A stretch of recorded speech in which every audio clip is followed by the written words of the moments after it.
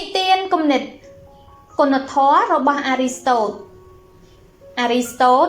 ជាអ្នកប្រាជ្ញជំនាន់ក្រិកបុរាណកើតក្នុងរវាងឆ្នាំ384មុនគ្រិស្តសករាជគាត់គឺជាសិស្សរបស់ផ្លាតុងដែលជាអ្នកប្រាជ្ញដ៏ល្បីល្បាញតាំងពីសម័យនោះរហូតមកទល់សព្វថ្ងៃផ្លាតុងជាអ្នកដែលមានទំនោរទៅរកលទ្ធិផ្ដាច់ការបន្តិចគាត់ត្រូវការឲ្យសិស្សទាំងអស់ស្ដាប់តាមគំនិតរបស់គាត់ដោយមិនឲ្យមានការប្រកែកតវ៉ាអ្វីឡើយអារីស្តូតមិនបានចោះញោមតាមលក្ខខណ្ឌរបស់លោកគ្រូទើបធ្វើឲ្យផ្លាតុងមានការខឹងសម្បានិងស្អប់អារីស្តូតជាខ្លាំងហេតុនេះទោះបីអារីស្តូតជាមនុស្សឆ្លាតឆ្នើមនិងអច្ឆរិយៈលើសពីមិត្តភ័ក្តិទាំងអស់ក៏ដោយក៏ផ្លាតុងពុំព្រមប្រគល់តំណែងជាអ្នកបន្តវេនឲ្យដល់អារីស្តូតនោះដែរមិត្តភ័ក្តិទាំងអស់នាំគ្នាសោកស្ដាយជំនួសអារីស្តូត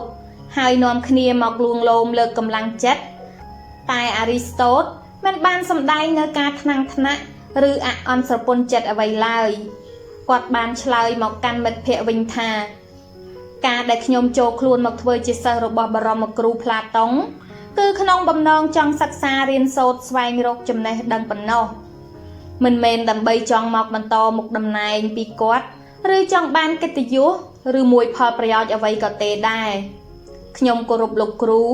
តែខ្ញុំត្រូវតែជជែកវែកញែកដើម្បីស្វែងរកចំណេះវិជ្ជាដែលត្រឹមត្រូវបំផុតក្នុងករណីនេះបើអារីស្តូតគិតមិនបានល្អបែរទៅជាខឹងនឹងគ្រូនោះជាការសម្ដែងឲ្យឃើញថាគាត់ចង់បានបុណ្យស័ក្តិលាភសក្ការៈ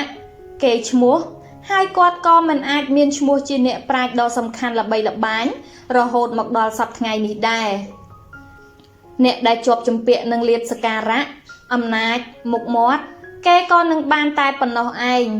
មិនអាចបានអ្វីដែលមានតម្លៃលើសពីនេះទៀតទេមិនអាចមានឈ្មោះដិតជាប់ក្នុងក្រអៅបេះដូងរបស់មនុស្សដោយព្រះសង្ឃរាជជូណាតឬមហាថ្មគន្ធីបានឡើយអារីស្តូតគិតក្នុងផ្លូវល្អស្វែងរកគុណធម៌គាត់មិនពិបាកភ័យព្រួយឬខ្វល់ខ្វាយខ្លាចក្រែងអ្វីឡើយព្រោះគាត់ពុំចាំបាច់ត្រូវការប្រយោជន៍លាភសក្ការៈអ្វីសម្រាប់ខ្លួនទេគាត់លះបង់អ្វីទាំងនេះហើយបន្តដើរទៅមុខទៅគាត់រកឃើញនៅអ្វីដែលគាត់ចង់បានគឺសច្ចធម៌នោះឯងអ្វីដែលគាត់ទទួលបាននេះគឺជាតម្លៃដ៏មហាខ្ពង់ខ្ពស់វិសេសវិសាលដែលលាភសក្ការៈទាំងឡាយមិនអាចយកមកប្រៀបផ្ទឹមឲ្យស្មើបានឡើយតាមពិតទៅការដែលអារីស្តូតមិនជាប់ជំពាក់នឹងលាភសក្ការៈរហូតដល់រកឃើញចំណេះវិជ្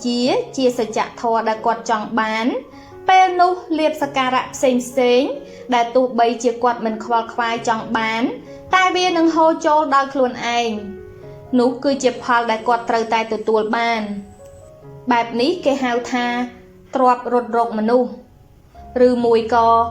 ដួលមិនបាច់ច្រានបានមិនបាច់ខំនោះឯងបើយើងគិតទៅលើជ្រុងផ្សេងអំពីរឿងគ្រូកាចដូចជាផ្លាតុង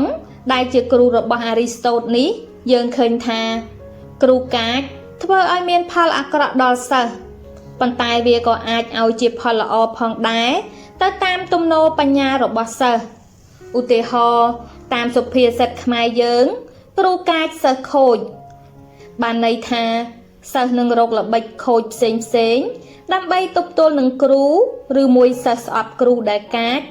គេនាំគ្នាកិច្ចសាលាធ្វើឲ្យខ្លួនមិនបានទទួលចំណេះវិជ្ជាផ្សេងចំពោះគ្រូកាចមួយបែបទៀតធ្វើឲ្យសិស្សដែលឆ្លាតកាន់តែឆ្លាតលើសដើមព្រោះគ្រូកាចតែងតែឃើញទោសចាប់កំហុស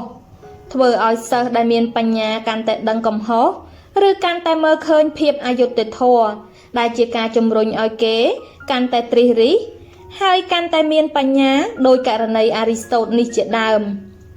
ជីវិតមនុស្សក្នុងសង្គមក៏មិនខុសគ្នាអ្វីដែរកាលបើមានភាពអយុត្តិធម៌ឬមានការជិះជាន់វានឹងបង្កឲ្យមានទស្សនៈពីរប្រភេទសម្រាប់មនុស្សអ្នកប្រភេទទី1គេមិនគិតខ្វល់ខ្វាយអ្វីឬមួយក្រាបក្បាលចុះញោមធ្វើឲ្យខ្លួនកាន់តែអាប់អោនកាន់តែល្ងងទៅចំណែកឯអ្នកប្រភេទទី2គេខំប្រឹងរើបំរាស់ទាំងកម្លាំងកាយនិងប្រាជ្ញាដែលធ្វើឲ្យគេកាន់តែឆ្លាតទៅសម្រាប់ខ្លួនយើង បើមានអ្នកណាគេមកចាប់កំហុសអូសដំណើរអ្វីនោះ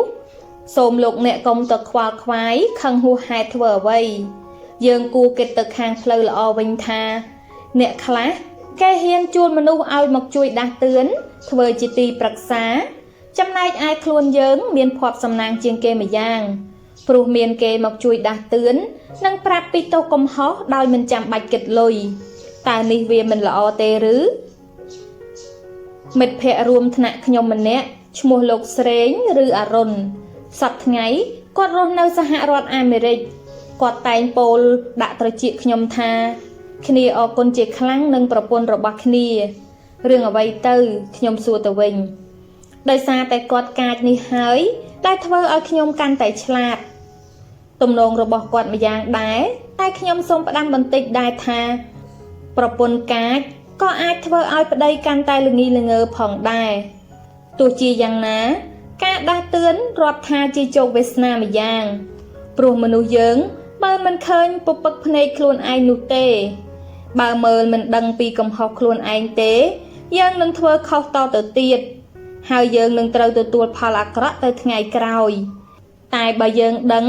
និងស្គាល់ចំណុចខ្វះខាតរបស់ខ្លួនយើងនឹងបានកែសម្រួល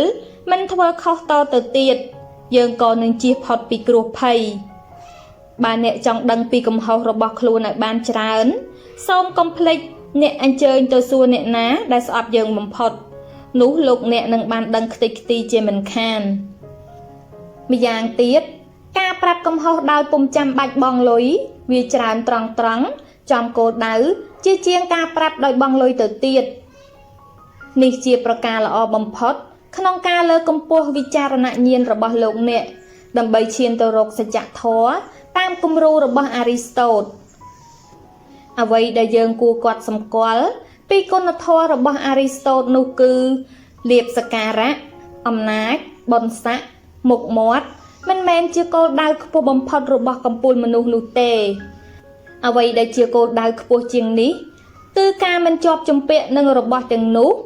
មានឬអត់មិនសំខាន់ព្រមទាំងការបញ្ចេញឲ្យអស់ពីទេពកោសល្យរបស់ខ្លួនសាងប្រយោជន៍ស្វែងរកសច្ចធម៌ស្វែងរកភាពថ្កុំថ្កើងដល់មនុស្សជាតិដោយបេះដូងបរិសុទ្ធនោះហើយជាកំពូលមនុស្សពិតឥតคล้ายคล้ายដែលនឹងមានតម្លៃជាអមតៈក្នុងជំរឿបេះដូងរបស់មហាជនគ្រប់ស្រទាប់ជាន់ថ្នាក់មិនមានថ្ងៃនឹងសាបសូន្យបានឡើយ